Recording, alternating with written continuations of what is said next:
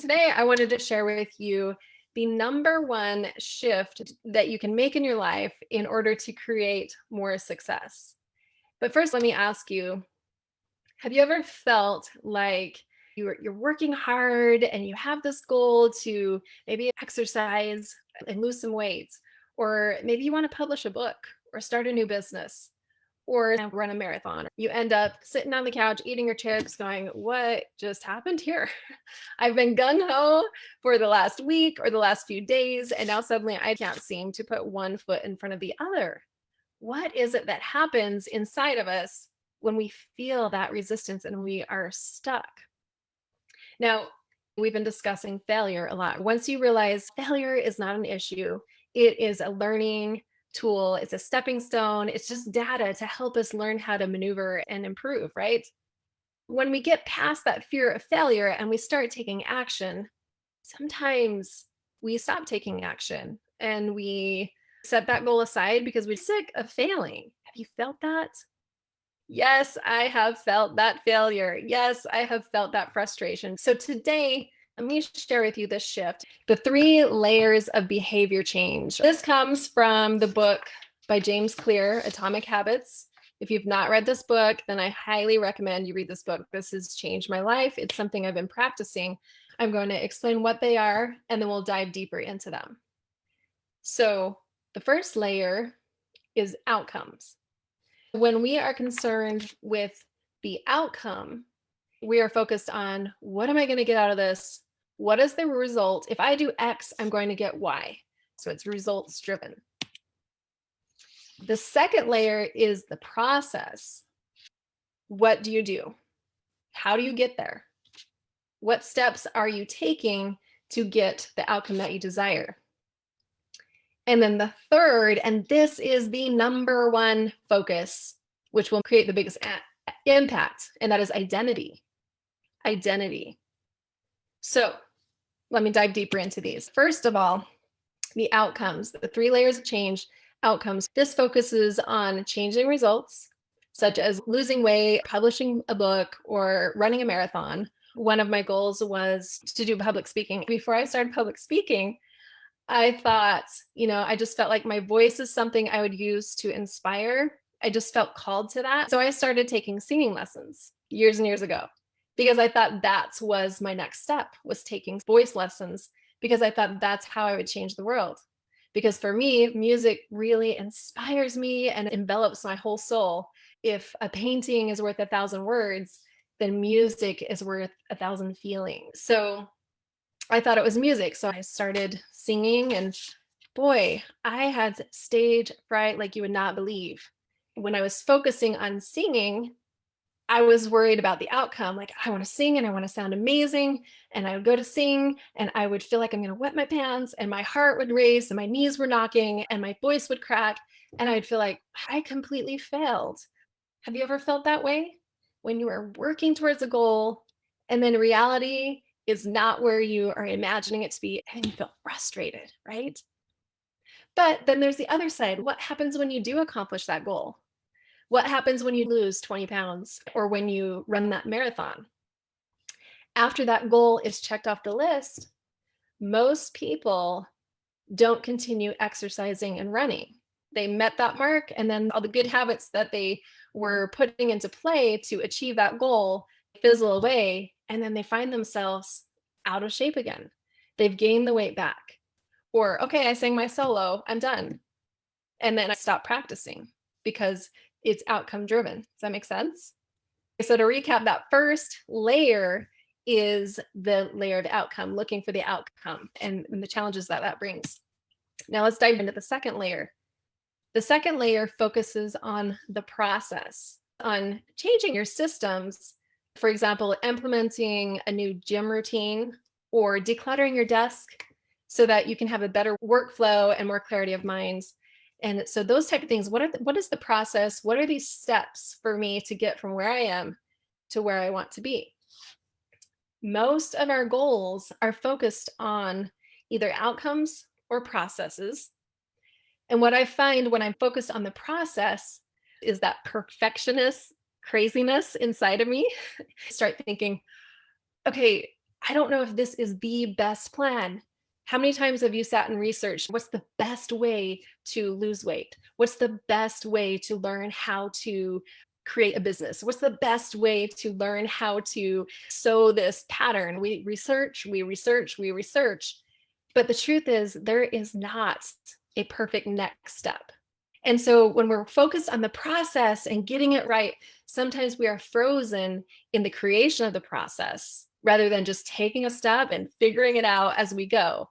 Now, there's wisdom in planning and taking those steps, but just be careful that you're not so focused on the process because sometimes that changes along the way.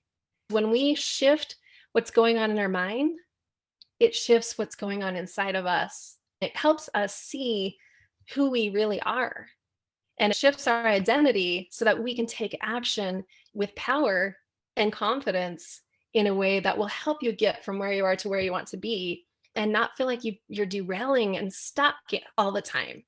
I remember years ago, I felt like I'm just a stranger in my own life.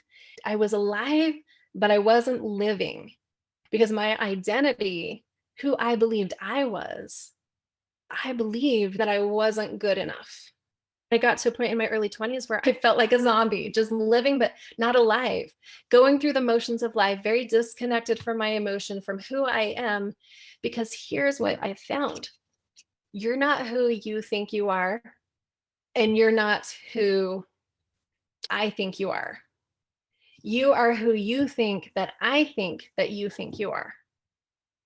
So our reality and our identity is shaped so often by what, for example, apply it to myself, what I think that you think that I think I am, and not about who I really am.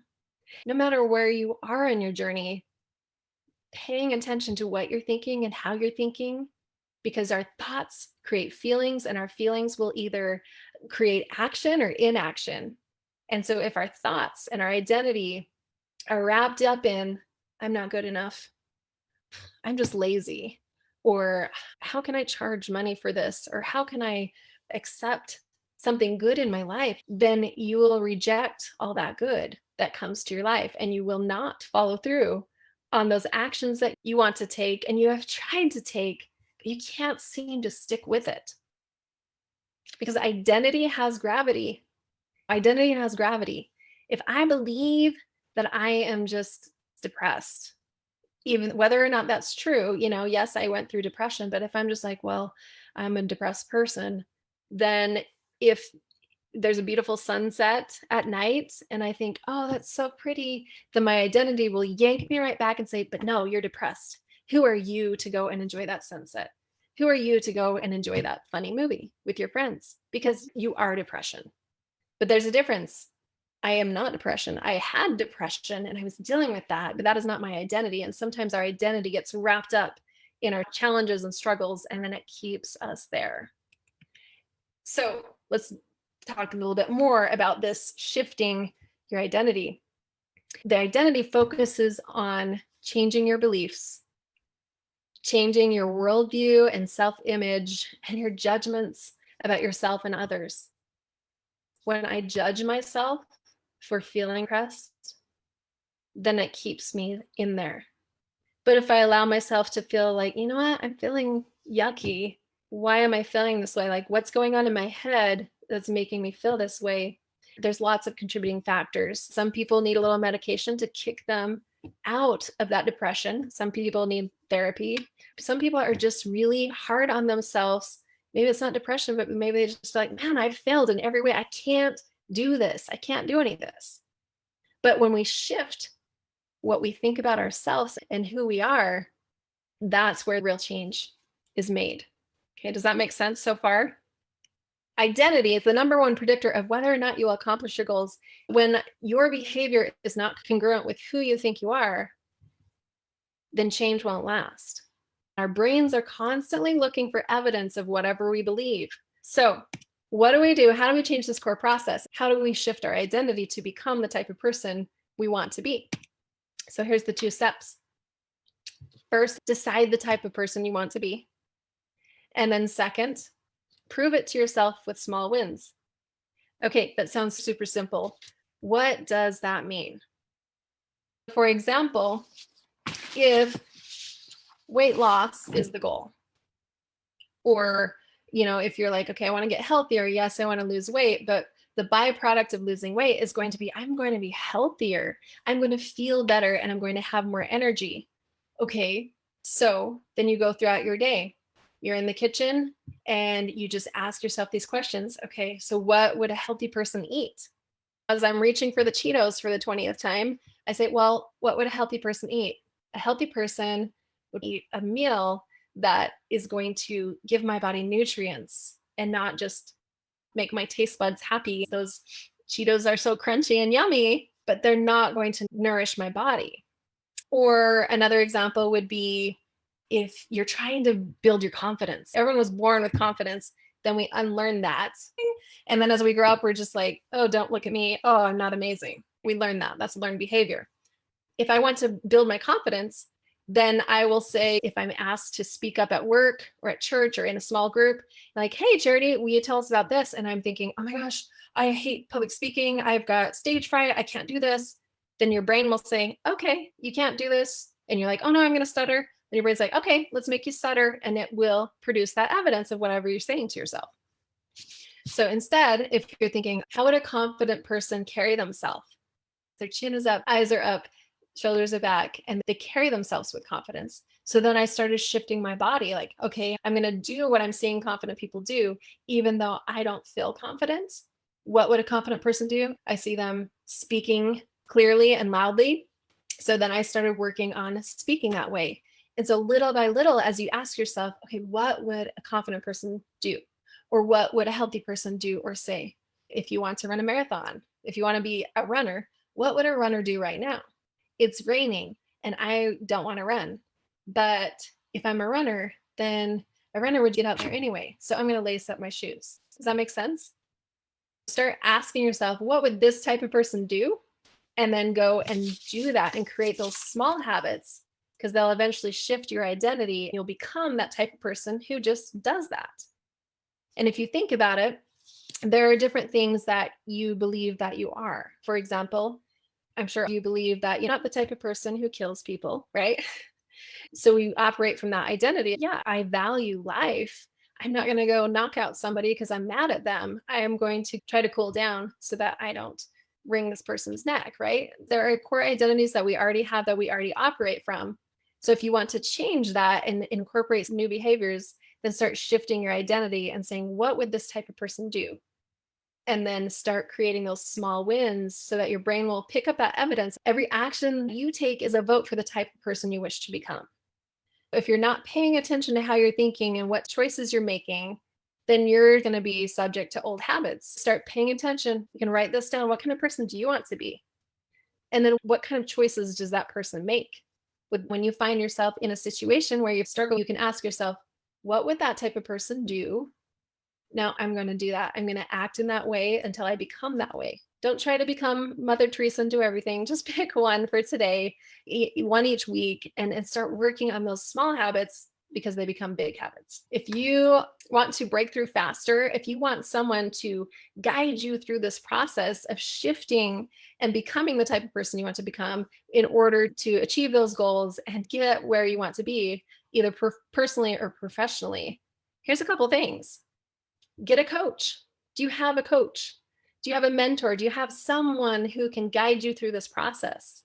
I don't care if that coach is me or someone else, or if it's your neighbor, or if it's accountability partner. Just get someone to have accountability with, because that will dramatically improve your performance right away. The book I was just talking about was Atomic Habits. Go read that book. Learn more. There's so much more. If you want more resources, you can check out my book. You can connect with me and have a coaching session. My link is linktree.com/Charity Hatterley, and there's a dot between the EE in tree. So linktr.ee/Charity Hatterley. So you can see that menu of choices. You can find some free resources and paid resources that will help you shift your identity, change your lens, and choose to become who you want to be and who you feel called to be. Because you have purpose and you create impact. If you're feeling stuck, if you're feeling that frustration, I promise you, I have helped people break through that, and I can help you break through that. Just reach out to me, check out that link, and see if something resonates with you. And if it does, then reach out to me. If you need other resources, just let me know. If it's not going to work together, I will definitely point you in the right direction on your journey as you become more empowered and connected in life. So, thank you so much for being here. If any of these resonate with you, if they help you in any way, if you're feeling like there's value, I invite you to reach out and invite your friends to this. Someone had introduced herself and she said, we're all kind of a big deal. I love that she said that. Yes, you are kind of a big deal. You're worth the time and efforts. And if I can support you in any way on your journey, just let me know. I'm cheering you on. Have a great day.